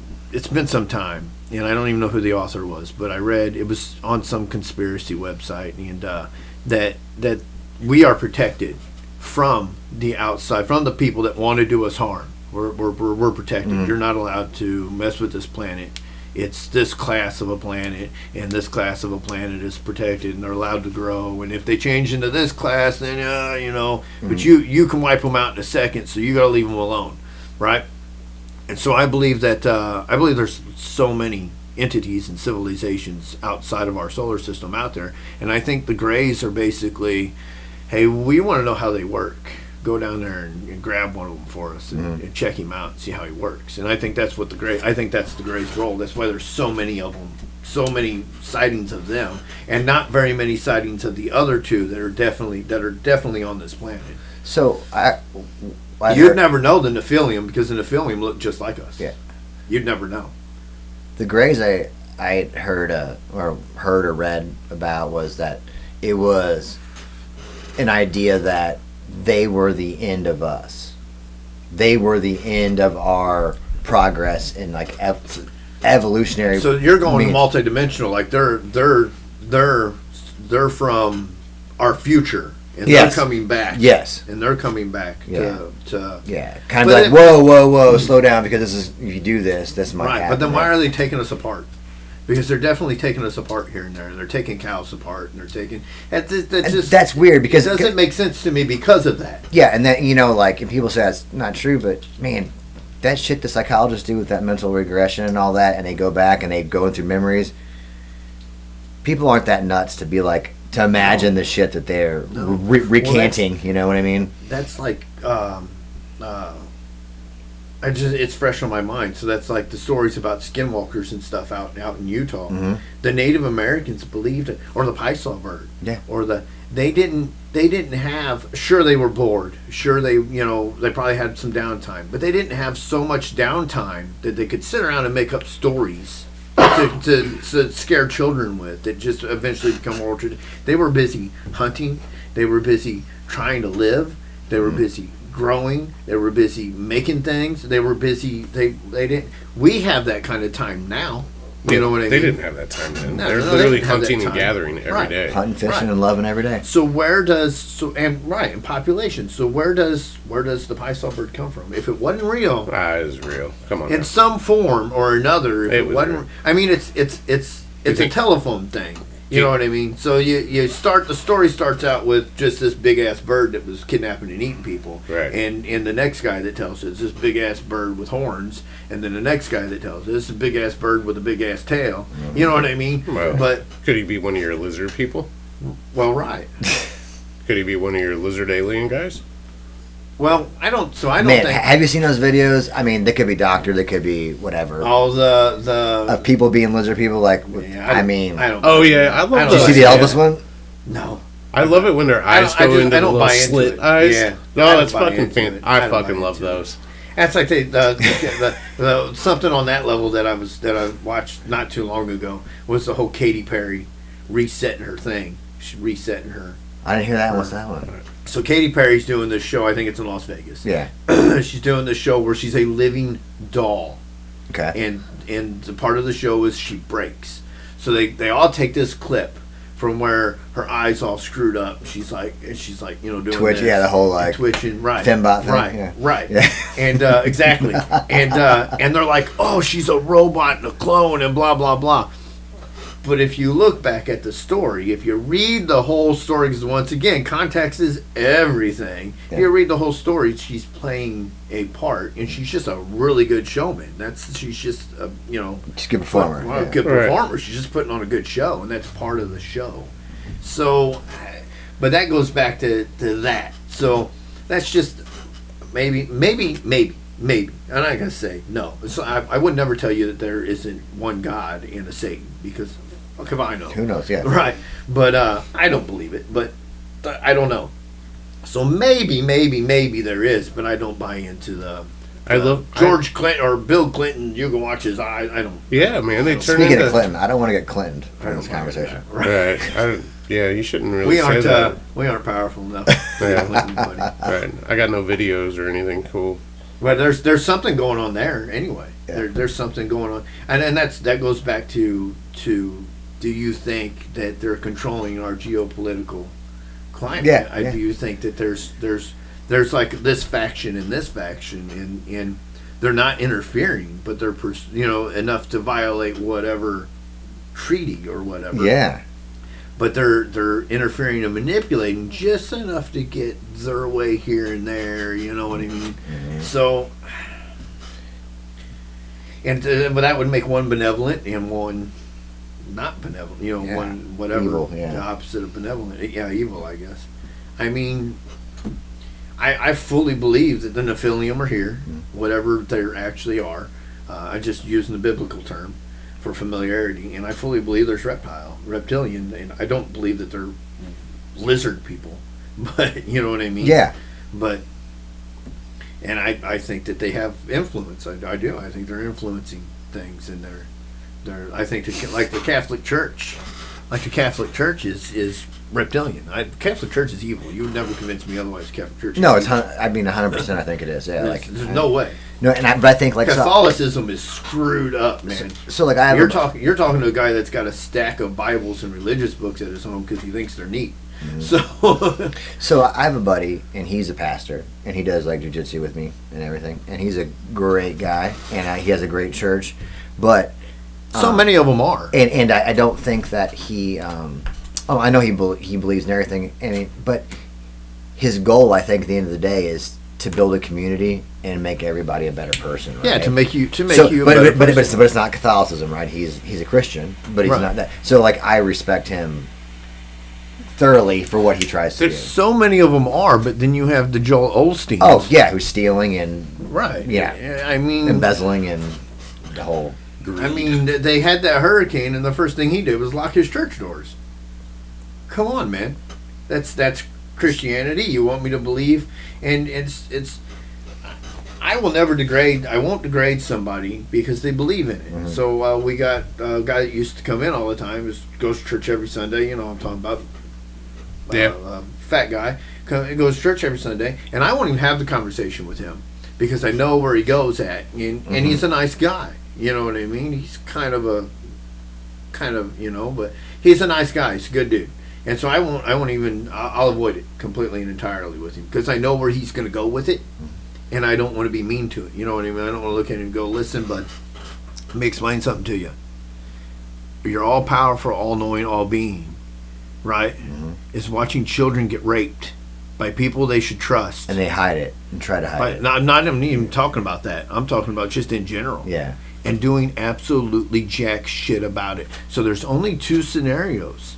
Either he can't do anything about it, which means he's not all powerful, all present, or he's into it. One of the two. Right. And either one, I'm not going to worship. So, and if you want my honest opinion on the religion, first of all, it's not monotheism. There's two. There's two gods in their religion. And they just try to deny Father, Son, and the Holy Ghost? No. They try to deny that Satan's a god. Oh, yeah. Well, he's got all these powers. You assign him all these abilities and all these powers and domain. That makes him a god. Mm-hmm. And you assigned it. Your religion assigns it to him. Mm-hmm. Not me. Your religion. I tell people all the time, Satanists, LaVey Satanists specifically. Mm-hmm. Levee Satanists are Christians. That's all they are. They're just Christians. They're just following the other side of it. Yeah. And but if you want my opinion, he's the better guy to follow. He gave us knowledge. He gave us wealth. There's a reason they call him Lucifer the light bringer. He gave us fire. Let me go ahead and quote Devil's Advocate. He's a fan of man. Obviously. What a great movie. Obviously, he's a fan of man. He's nurtured us. He's done all this. And what did the other guy do? He just sat, rolls in, and sat and laughed while we tried to jump through hoops. Just to quote him, because what a great speech. You know what I mean? And how accurate is it? If you sit and if you leave it out as it being a line in a movie somebody wrote, how accurate is it? It's accurate. It's 100% spot on accurate. I have something to add to that, but can I use the restroom first? Yeah, go ahead. I'm going to unroll a cigar while you're Give me that there, Chuck. Yes, sir. I didn't know we were taking pee breaks. I'm sorry I had to. Always vitamins. What's it like feeling left out? Now you know how I feel when the cigar nerds come on, and I just have to sit here and try and get a joke in here and there. Yeah. No, it's interesting that you guys think so much about this stuff. Well, it's you fall down in a rabbit hole. Yeah, I guess I never do. You fall down in a rabbit hole. I don't. And you just. I never give it more than, and this is where. A glance. You never give it more than a glance. I don't. And, is that by design? Am I not supposed to? It's because it's by design. Am I in a majority that doesn't? You just don't see it. You just don't. Do I don't see it, or do I not care to see it? Right. It's not interesting enough. Yeah. You're just. I'm living, I'm breathing. I'm going to do whatever I need to do to live and breathe. And that's for the people I love to live and breathe. And who really cares? Well, and is that my ego that I don't care that? Anything else? Well, it is. It's human ego. Yeah. It all goes back to, everything goes back to human ego. Yeah. That's our biggest problem as a species, and that's the biggest problem with the planet, the biggest problem with the people, and the biggest one is human ego. Not like a personal ego, like I'm the greatest thing in the world. No, yeah, it's our ego. Human ego. But it's like, I'm listening to you guys talk, and I'm like, man, I feel like I'm a perfect subject of like what you're talking about, like in the different areas, like so in New York, there's, they're selfish because they don't see anything else. It's not even so much that they're selfish. I mean, you get people that want to change the world, but it's the fact that they think it's not that they can't change, the way things in this country work. You know what I mean? They can become a politician. They can affect change. Right. You know what I mean? But they can't change the world. Because you're insignificant in the world. You're absolutely, right. You're 100% insignificant, and that's why they don't get humbled. Right. So earlier this year there was a volcanic eruption in the Tonga Islands, and that volcanic eruption emitted so much ash into the sky. Right. That they showed it like space cam and stuff like that. Right. There was several scientists that came out that said that will stay for 10 years in the atmosphere, and it'll cool our planet. And it cools our planet, but that's not the major narrative that you see whenever it's. So anyway, hey, let me get through this cigar since this is the worst cigar podcast. I am smoking I'm already done. The Fuente Breva. So this is a short filler cigar that is that's kind of a cool sound. $4.50, $5. Yeah, $4 stick. Delicious cigar. It is a delicious cigar, but this is what you get for a $4 cigar. So it had a beautiful wrapper on it. This is the binder that's mostly off, and then the filler, if you can see anything at all. But it's delicious. So the filler, this is just like their scrap fillers that. Bless you. Bismillah. This is, this kind of like they don't waste anything. So this is all the scraps from other cigars. But they're delicious. And they're consistent. This is one of the most consistent short filler cigars. You never have a draw issue. Nope. Never have a draw issue. You can sit it down for 10 minutes at a time. That's the cigar I pick when I'm working on a car. That's the cigar I pick fucking... If I drop it, I don't care. Yeah, every single day. Can I ask a question? Yeah, go ahead. So, that cigar I was having... Yeah. Delicious. Right. but I felt like if I didn't keep puffing on it, it would go out. Yes, it will. How long? They all will. Yeah. But would like a better cigar last longer? Not necessarily last longer. So, like, for what you were having an issue with, if you had a larger ring gauge, so a bigger round, you would have had more circumference that was burning. Okay. And then you would have been able to bring that back because you had a larger fire. Okay. So you had a smaller one. So, like, if I smoke, Drew Estate makes a C note. If I'm smoking a C note, and basically if I set it down for more than a minute, it's 3 gonna seconds. It's gonna go out. Yeah, C notes go out quick. Yeah. So I mean, it's a lot of it's to do with the roll, but a lot of it is how big of that cigar is. So a lot of people enjoy the larger ring gauge cigars because they don't have to relight them. They don't have to do something. Yeah. Okay. So you can set it down, read a few pages of the book, pick it back up, and it's still going. That's nice. Yeah, so there's definitely size is going to help with that, but yeah, no, sorry, go back to your nerd talks. Well, I mean, I'm out here. Well, we were talking about ego. Like Yeah. he was saying, like, I don't understand, I don't get it, I don't care. You know what I mean? Yeah, about ego. It goes back to the human condition, the human ego. Well, Our condition is all ego. So what I was saying was that he was like, "How's it feel?" And I go, it's like, it's kind of putting me in this thought process that like maybe my ego of the world is not aligned properly. To where I'm going to say it kind of rudely. I don't care. Yeah, well, we lose touch. Yeah, and we so lose touch because we can't go outside. That's why all our ancient ancestors. That's why they had such knowledge of all this stuff. That's why they had all this knowledge, is because they were reminded every single night that they were just a speck on a speck. No, rotating around a speck. Yeah, and I'm with that, but in it's a like speck. So how rude is it that I don't give two shits? Like, It's I'm only here for so many years. right.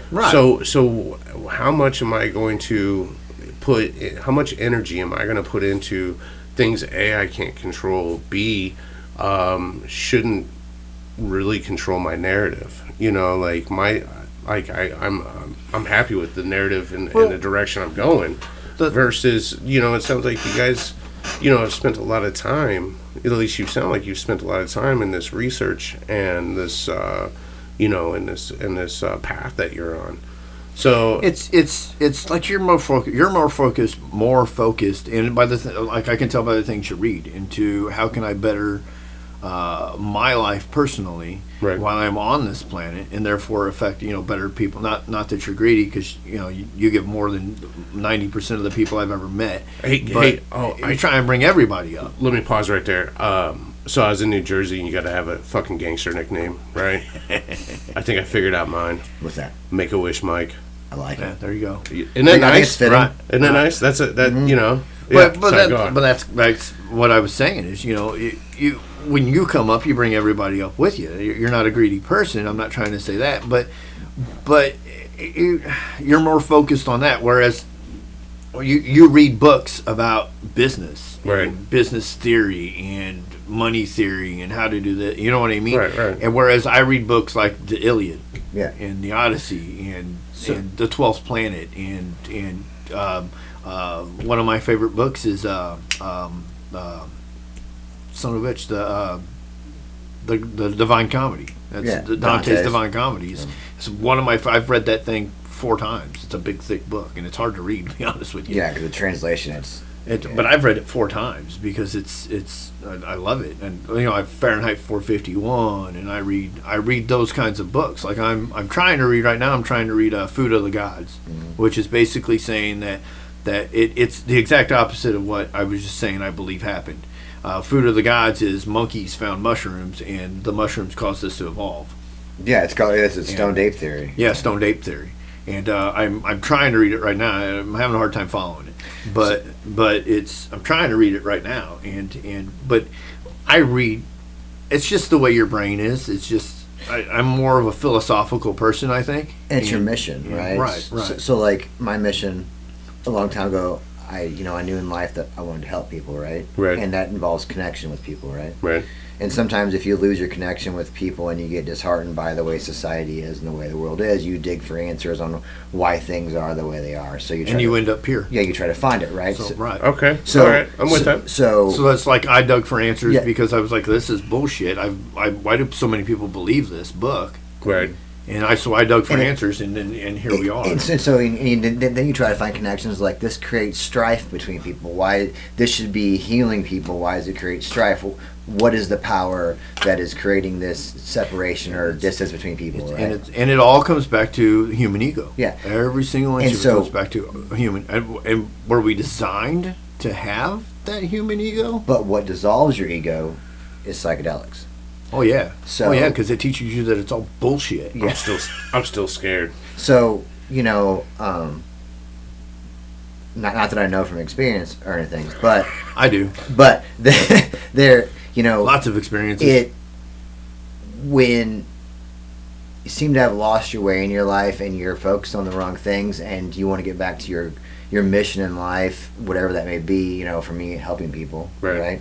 And you get disheartened by, like you said, insurance companies or the way things are beating you down or the government or this and that, like or this guy across the city Yeah. talking shit about what you do. Yeah. Oh, he's a witch doctor. He's a quack. yeah, You know what I and all you're trying to do is help people, and that you do. Right. And sometimes you got to reconnect, right? So, Right. so all that stuff, all those things, DMT, psilocybin. Have you done DMT? Yes, and it all dissolves your ego. And when you came back from where you went, Yes. because you did not. It's It's not like psilocybin and acid where you're still here. yeah, You go. to the Right. center of You the go universe. somewhere. I don't know where, but you go So, like, elsewhere. You so- are no longer on this planet. So it's an interesting thing because like you go first, like Did you see the entities? you can I be didn't. you can be scared. Like you can be scared. So at first, like what you can do is like it depends how you do it. You can smoke it out of a crack pipe, or you can do it out of like or put it on your weed, or Right, whatever, right. whatever you want to do, or you can have it in a pin from wherever. Right. Regardless, there's stages, right? Right. So you take You're- a good hit.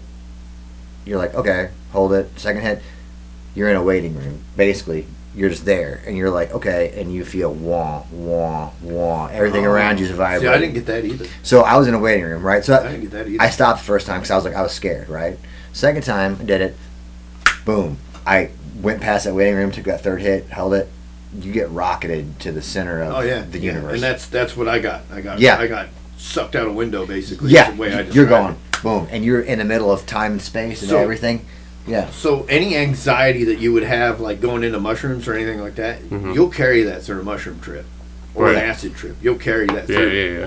DMT, because you're not here anymore. You're not. That anxiety is absolutely gone. So the way I tell people is I don't know if it was because I was sitting with a big window behind my back, but I just got this big flash. Yeah, you're and gone. then I was floating in and it's like I could see myself, but I wasn't there. And then it turns into what everybody else said.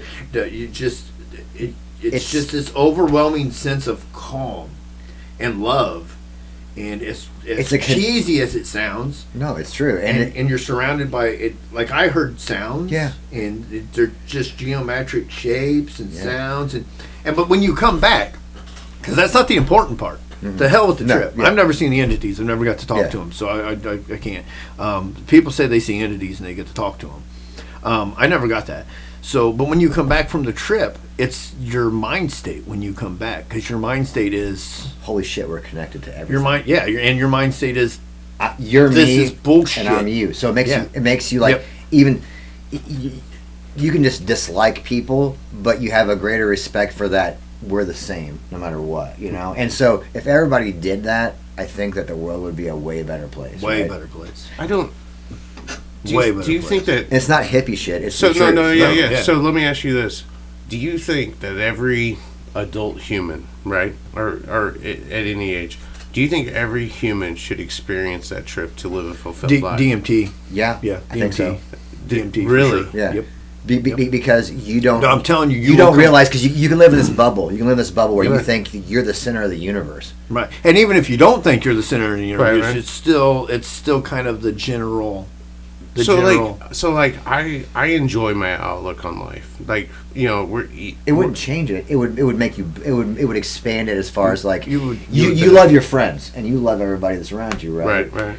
But you would have a greater appreciation for the universe in general. Yeah, because it teaches you that this table's bullshit. It's bullshit. Yeah. Well, I already believe that. It's bullshit. But I mean, you know, I feel that everything is bullshit. And so it causes me philosophical problems, and people think I'm nuts because I tell them that I don't think humans have to die. I don't think we have a lifespan. I think we were taught to have a lifespan. I think we just move on, man. Like, no, it's not even that. I think as me, I think we were taught as you. Yeah. We were taught that we have a lifespan, and therefore we experience the end of this. Yeah. Lifespan. This body, this death. Yeah, this body, this lifespan. I don't think that we were ever supposed to. I don't think, because it goes back to what I was saying in the beginning. Every single cell that created you in the womb, that created your liver, your heart, all that creation, all those cells are still inside. They're just dormant and inactive. And all that stuff is inside you. Your body can heal anything. Let's take my thumb for an example. You see the difference? Mm-hmm. This one got ripped off under a truck. There was nothing. It was destroyed. They were able to stitch it back together, but then it made its own new skin. You know what I mean? Mm-hmm. It's all new skin cells. It's all new everything, and it's not right. Sure, it's not right, but it looks like a toe. But it made all new skin cells. It made all new. It's still inside of us.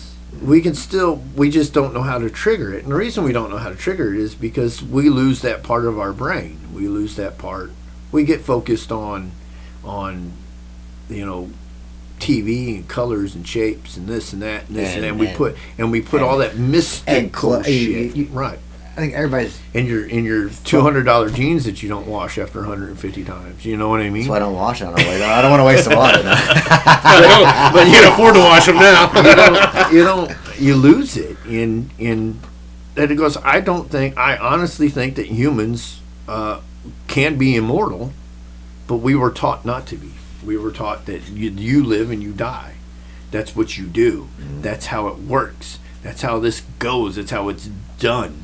And for what reason, I don't know, we were ever taught that. And I don't know when we would have been taught that. And I mean, aside from me taking a samurai sword and cutting your head off, I don't think, you know what I mean? I don't think that we were ever meant to expire. So there's things in your cells called telomeres. Okay, you know what that is? No. So telomeres are basically, kind of like on your DNA, it's a tail. Right. And that tail has a length. And every time a cell replicates, so you say you cut your skin and your skin grows back, right? Right. That telomere gets shorter and shorter and shorter. So that telomere determines the length of your cellular life. Okay. So that telomere, why does it get shorter? It's kind of what you're saying, right? So they don't know why it gets shorter, but it does. When that telomere is gone, then you die. You're done, right? Right. So, I mean, those particular cells are done, but they have found things that can add to that. Can lengthen or stop. Lengthen the telomere or stop it from shrinking, which you said extends life. So that is like the fountain of youth, or the immortality is making that telomere not shorten. So the energy thing I was talking about earlier, that supposedly they can regenerate your cells basically. Mm-hmm. It's just an activation. They basically shoot you with a power beam or something. I don't know, because nobody actually knows what it is. Are these the Jewish space lasers? Is that like tube thing I saw, or no? Is it like a? So I watched this documentary on Tubi. You know what Tubi is too? They got Tubi. Yeah. There's all kinds of weird, strange documentaries on Tubi. I watched this documentary on Tubi, and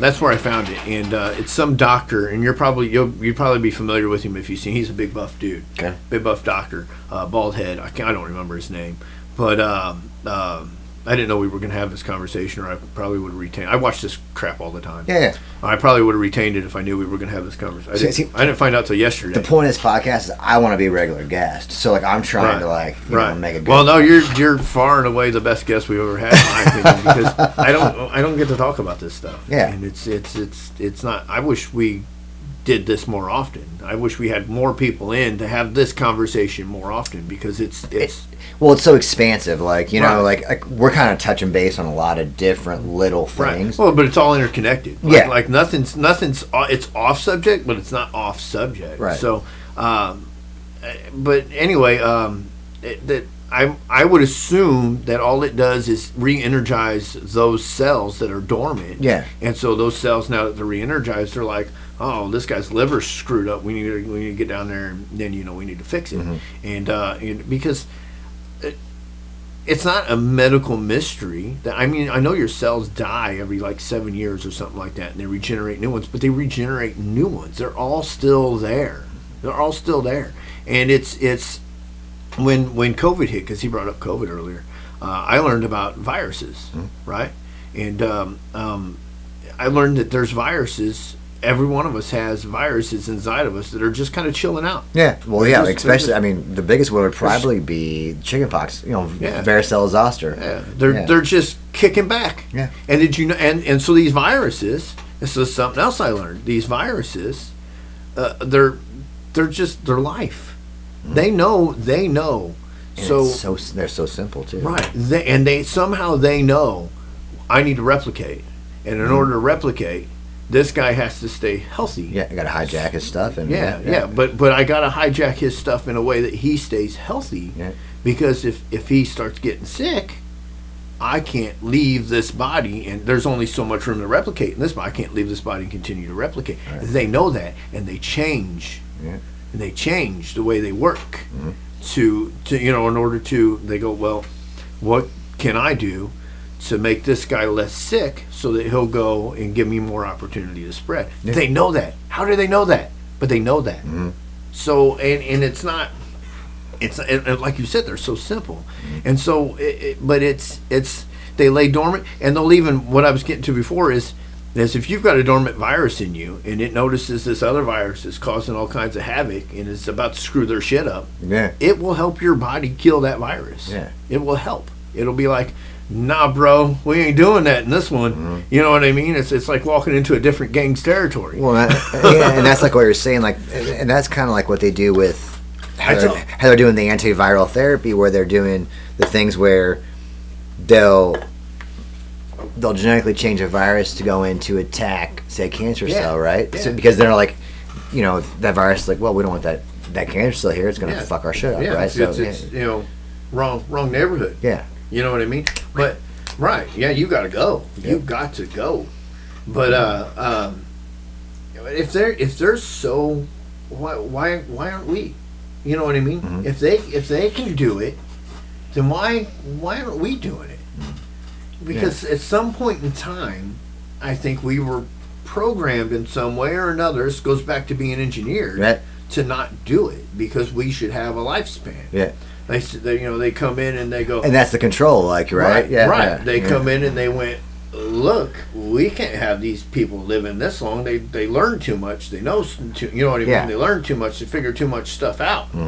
We got to cap this shit somehow. And so how do we cap it? Well, we deactivate this section of their brain or what have you, and then that causes all this deactivation. So, like with the Anunnaki stuff, there was supposedly. There was a being before us, right? And then it got out of control. Like they could not control that being. Well, and then it was supposed that they eliminated that being. They used part of their code. Right. And then, well, they're the original inhabitants. Yeah, the original inhabitants of the planet. Yeah. Like our evolutionary, where we should probably still be evolutionary wise, because we've still not lived long enough to make. And those are the ones that were like lived indefinitely, right? But then they somehow altered that, joined that with whatever their because when you say live indefinitely, it doesn't mean that if I remove a vital part of your body, you're going to expire because you have to have that. You know what I mean? Yeah. If I cut a Highlander, if I cut your head off, right? Yeah. you are going to be no more. There can be you only can't one. fix that. Right. You know what I mean? So they eliminated us that way. You know, remove our hearts, stab us. You know what I mean?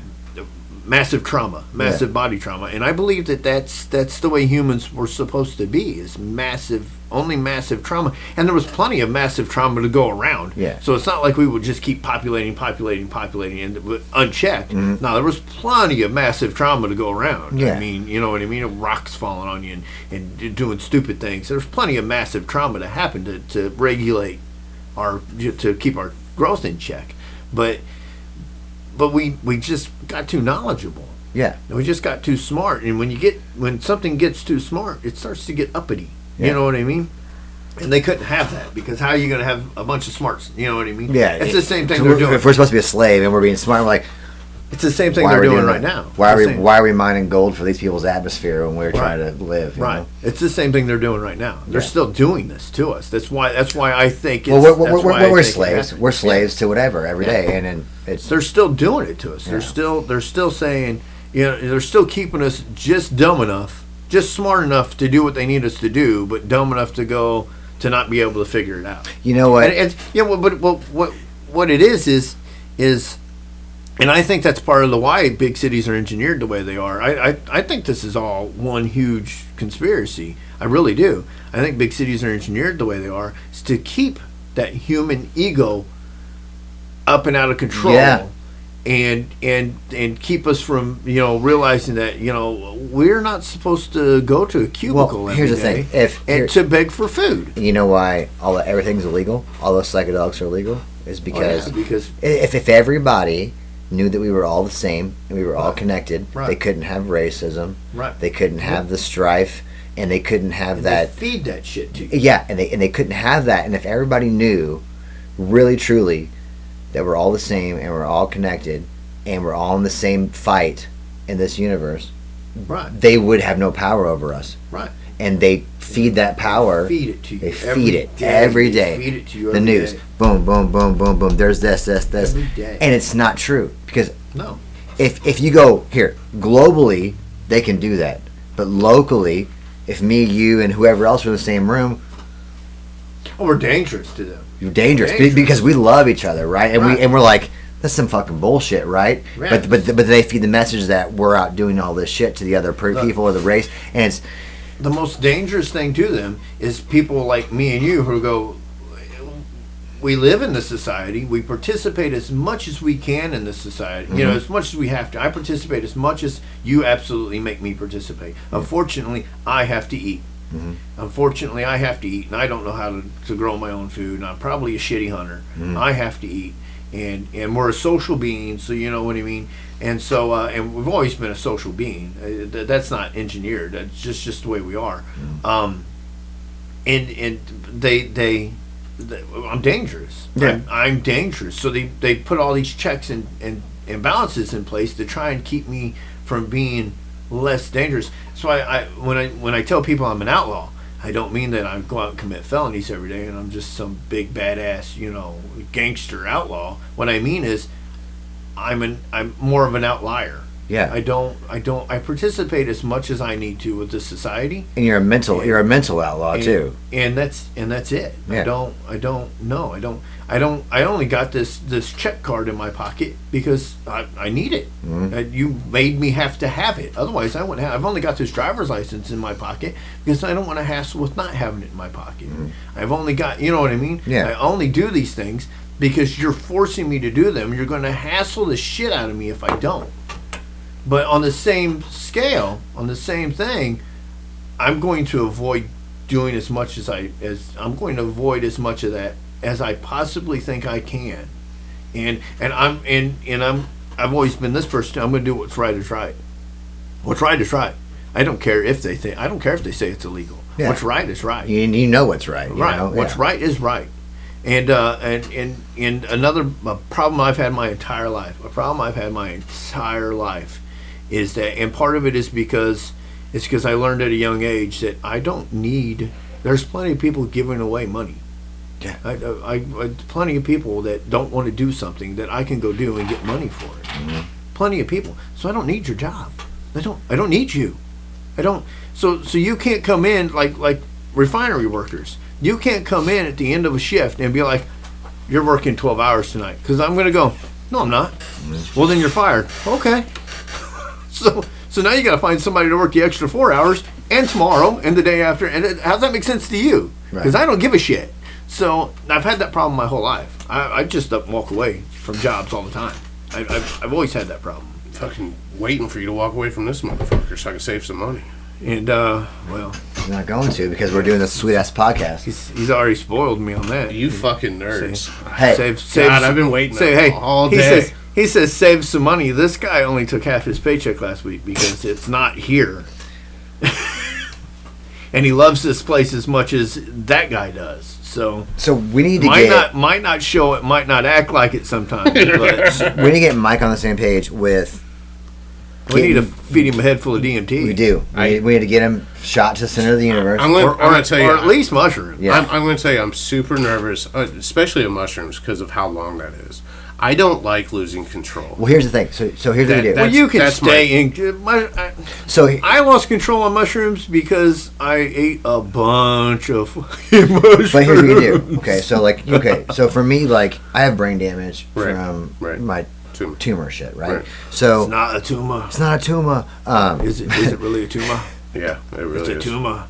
It is a tumor. When my buddy Jeff, and this is kind of callous, he thought it was hilarious. When my buddy Jeff had that brain tumor in his head, and when they diagnosed, first they said, well, they think, hey, he's got a brain tumor, and I said, it's not a tumor. So when they diagnosed him, I was on the verge. I actually had him in the pipeline getting shirts made that said it was a tumor, and with his picture on it. But unfortunately, he died before. And then I thought it was just kind of callous to, you know what I mean? Inappropriate. He loved it. He boys loved have it, a penis, he boys have a vagina. It was hilarious. You know? He thought it was hilarious. So, but psilocybin is one of the only things that's been known to regrow neurons in your brain, right? Yep. So it's a very effective tool at treating Alzheimer's, post-traumatic stress disorders, Parkinson's, all those things, right? Ketamine does too. Yeah. Ketamine reconnects those things. So there's actually several. So hallucinogenics are the only thing known to reconnect, to make those connections grow back. Neurons, right? Okay. So let's say like you've had a lot of head trauma, right? Not Right. that you have, but like, or emotional trauma where it disrupts your neurons, right? So psilocybin will reconnect, or those things will reconnect those connections or create new connections in your brain, okay, to make you function better properly. So you don't have to go on a trip to get the benefits. You can microdose. Okay. See, I've been curious about microdosing psilocybin. Okay, so here's what you do. So let's say I wouldn't. First of all, I don't know where to get psilocybin. Neither do I. But secondly, I don't know the dosage for microdosing psilocybin because my only experience with mushrooms is. So I wrote a whole like thing about it. So I have a whole document for you about it if you want it. But basically, about 10% of the dose that it takes you to go on a fantastic voyage. Right, which I wouldn't know so what it was. 3 grams, about 3 grams. Because Okay. I just ate handfuls of that fucking shit. So most people, 3 to 5 grams is like. So 0.3 grams. Yeah, so 0.3 grams is your microdose. Right. So what you do is there's protocols for it that scientists. Yeah, so it's on a day, off a day, that kind of a thing. You're right. And you don't want it to build up in your system because then you might actually end up. Right, but then the whole time you're doing it, following Alice you're not tripping. But everything, you're becoming more aware of everything around you. Neurons are reconnecting. Yep. It's turning on parts of your brain that are dormant. Yeah. And so for a month you do it. Month off, month on, month off, month on, month off. And you will become a completely different being when you do it. Ever seen the movie Limitless? Is it Limitless? Yeah. Ever seen the movie Limitless? I like the show. Kind of like that. So is the show where he takes a pill and suddenly everything's... Yeah. So kind of like that. I thought that was Adderall. Well, that's methamphetamines. So. It is. I really like meth. I mean, there's nothing better than like not eating and like I feel like I cured cancer whenever I would take Adderall, and then I would forget it though. So because maybe my neurons aren't connected. I gotta wrap this up. Yeah, let's wrap it up. I'm supposed to be in a therapy session right now. Oh shit! I'm sorry. right. So, not that this wasn't a therapy session, honestly, but I mean, Drew, I want you back on so we can continue this conversation. Actually, we need more conversations. And I bet this is our most watched. I mean, it'll take it a minute, but I bet eventually this will be our most watched episode thus far. I bet. Shut up, nerds. Nerds. Right. All right. Like, subscribe, share. Yes. Drew Carr, Prime Health Awareness. Yeah. Dude, we hope you enjoyed the show, Andy. We absolutely fucking adore you, bro. Fucking personally, professionally. Yes. My arm is so much better, and you only touched it once. You are. But I provided you the path, right? But I've only done that like twice. I'm gonna tell you, you've been I can hold my granddaughter again. I couldn't even hold her before.